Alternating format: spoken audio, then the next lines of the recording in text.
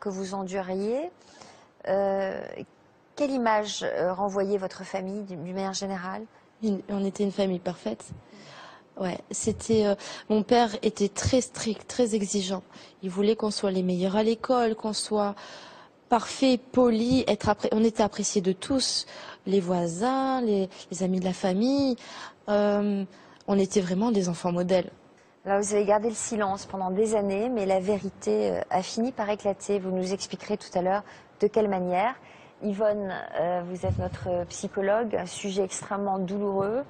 Est-ce qu'il y a un profil type de ces auteurs d'inceste? Alors je crois que les abuseurs, on peut les classer en deux grandes catégories. Il y a ceux qui se voient, c'est-à-dire les pères dominants, les pères abusifs, je dirais presque à une dimension paranoïaque. Ils fonctionnent dans l'agression, dans l'humiliation, ils sont parfois aussi alcooliques, donc ils sont terribles, ils veulent marquer leur emprise physique, et là ça se voit assez rapidement. Et il y a ceux qui sont dans la séduction, c'est-à-dire les pères qui sont parfaits, les pères qui sont moralisateurs, un tantinet pudique, et qui font en sorte d'enfermer leur famille dans une sorte de clan. Et tout se passe à huis clos. Une famille formidable avec à l'intérieur une destruction totale. C'est ça. Mais aussi, ces êtres parfaits en apparence sont souvent, lorsqu'ils sont abuseurs, des êtres immatures et qui ont une pulsion sexuelle importante et aucune empathie vis-à-vis de leurs proches. Le premier cercle familial est toujours celui qui est fracturé et sur lequel ils projettent finalement tout leur venin, leur pulsion, leur agressivité, mais ça ne se voit pas. D'où la difficulté pour les personnes qui sont victimes de parler. Emprisonné dans une famille formidable, avec un père moralisateur pudique, même timide. Comment, lui, pourrait-il être un abuseur? Voilà les deux grands thèmes. Mais en règle générale, ils sont tous pervers. Alors on va écouter à présent le témoignage d'Aurore, qui justement hésite encore à dévoiler son lourd secret. Aurore, vous m'entendez? Oui. Vous aussi, vous avez été victime d'inceste. Est-ce que vous pouvez nous dire qui s'en est pris à vous? Ce sont mes frères qui ont abusé de moi. Est-ce que vous vous souvenez de la première fois où l'un de vos frères a abusé de vous? Oui, c'est un soir, lorsque j'avais 11 ans. Il est venu dans ma chambre et il m'a proposé de jouer à un jeu. Alors à l'époque, j'ai dit oui. Et à ce moment-là, il s'est allongé sur moi et a simulé l'acte amoureux. Et je n'ai pas compris tout de suite. Est-ce que ce scénario s'est reproduit? Il s'est reproduit 2 ou 3 fois. Donc la deuxième fois, j'ai rien fait. Et la troisième fois, j'ai essayé de le repousser, mais il m'a quand même forcé. Quelques semaines plus tard, c'est votre autre frère qui vous a agressé. Que s'est-il passé? Bah, pareil, un soir, il est venu dans ma chambre et il m'a dit je vais t'apprendre un nouveau truc. Du coup, tout de suite, j'ai repensé à ce que mon autre frère m'avait fait. Du coup, j'avais dit non, mais il m'a rassurée en me disant comme quoi toutes les jeunes filles faisaient ça. Du coup, je me suis laissée avoir et donc il a commencé à me caresser. Donc je me suis fait avoir aussi. Est-ce que vous avez trouvé la force d'en parler à vos parents? Non, parce que mon frère m'avait justement Menacé? Voilà, il m'avait menacé, il m'avait dit que si je le disais, qu'il allait me faire pire. Est-ce qu'il vous est arrivé à nouveau de vous retrouver dans ce genre de situation indécente? Oui, il est venu plusieurs fois où je me caressais et il se déshabillait pour lui aussi se caresser après, ce qui m'a vraiment choquée. Qu'est-ce qui vous a définitivement déstabilisé? Quand il m'avait menacé, il m'avait dit que la prochaine fois il me ferait pire et en fait il m'avait dit que je devrais lui faire une fellation. Et du coup, sachant pas ce que c'était, j'ai regardé sur internet et j'ai vu que c'était pas un truc qu'on faisait entre frères et sœurs, mais en couple.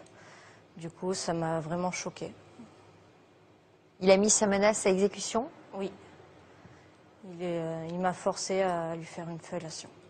Combien de temps a duré votre calvaire? 1 an et demi, tous les 2 soirs. À l'heure actuelle, qui est au courant de ce que vous avez subi? J'ai une amie qui m'a forcé un peu à en parler. Du coup, j'avais tellement honte que j'ai voulu arrêter d'en parler et j'ai mon petit copain maintenant. Vous avez un petit copain depuis quand? Ça va bien faire 2 ans maintenant. Et vous avez osé lui en parler? Oui, parce que justement, au début, quand on s'est mis ensemble, ça allait très mal.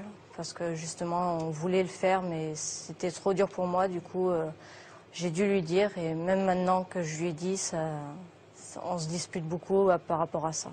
Qu'est-ce qu'il vous conseille? Il vous pousse à en parler? Oui, il voudrait que j'aille voir les gendarmes pour en parler justement.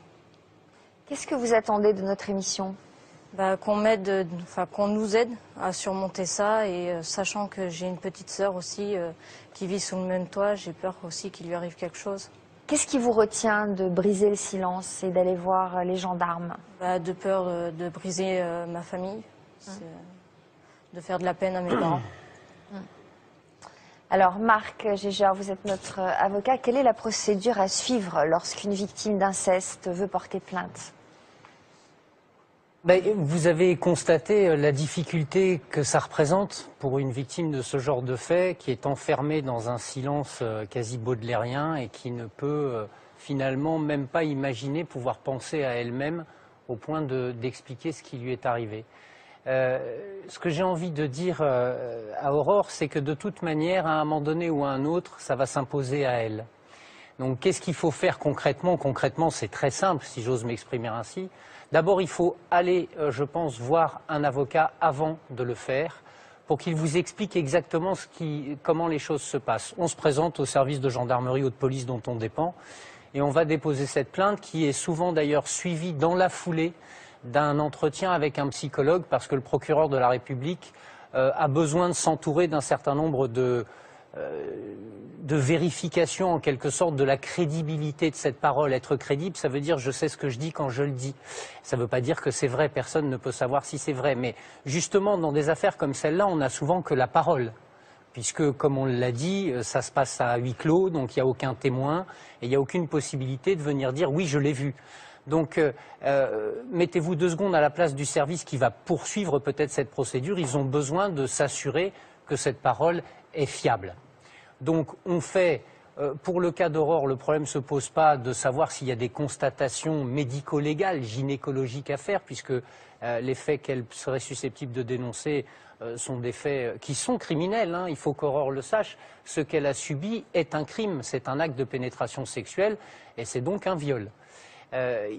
Une fois qu'elle s'est présentée au service de police ou de gendarmerie pour dénoncer ces faits, ensuite la procédure suit son cours, c'est-à-dire que le procureur vérifie s'il pense que cette parole mérite d'être suivie et qu'on puisse poursuivre les auteurs. Et ensuite, on place en garde à vue les personnes qui sont les mises en cause ou les suspects. Et ensuite, eh bien, la procédure se poursuit avec parfois, pour les victimes, des moments particulièrement difficiles. J'en parle d'autant plus facilement que ça fait 25 ans que j'accompagne des victimes de ce genre de faits. Et l'une des pires choses à vivre pour la victime, c'est ce qu'on appelle la confrontation. C'est-à-dire qu'à un moment donné, comme c'est parole de l'un contre parole de l'autre, ceci étant, même les pervers, parfois, parce qu'ils y trouvent un certain plaisir, avouent les faits, mais il y en a d'autres qui restent sur une position de négation totale.